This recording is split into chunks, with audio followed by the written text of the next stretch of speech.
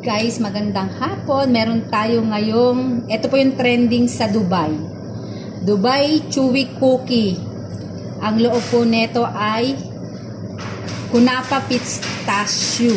Kunapa Pistachio, bulol pa. Sige, bubuksan natin kung gaano kasarap yung sinasabi nilang trending sa Dubai. Ginawa po namin dito sa shop. Magagaling yung mga baker namin to. Sige na. Buksan mo na, Parikoy. Sabi ni Amo, sila tagagawa, ako dagat tikim.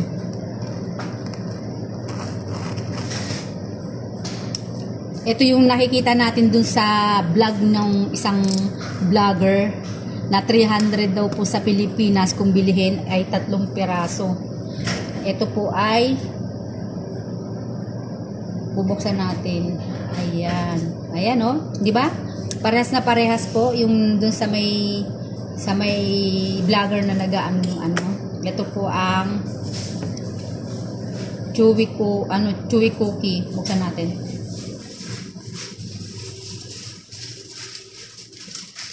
Na ano nga, maganit. Kasi sa kunyapa to eh. Kaya yung medyo ano siya, maganit. Pero pero masarap po nga talaga siya.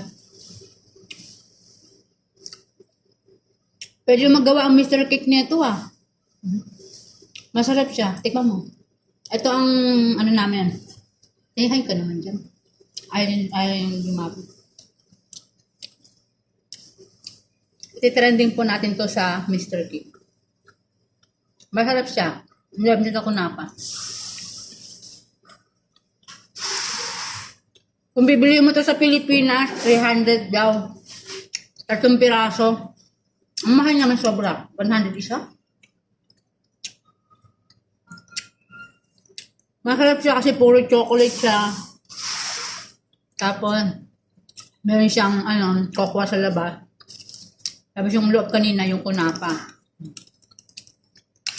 Akabusan ulit natin yung isa.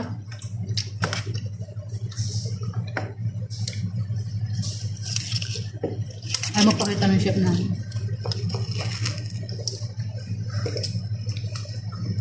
Ayan, Dubai Chewy Cookies. Diba? Nagme-merge siya. Ganyang po yan.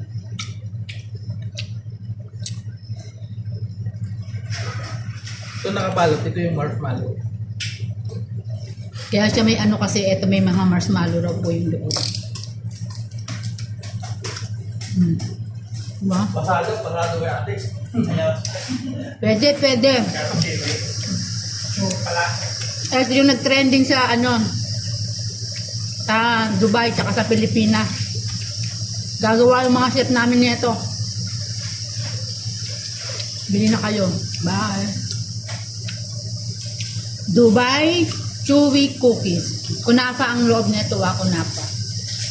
Bye-bye.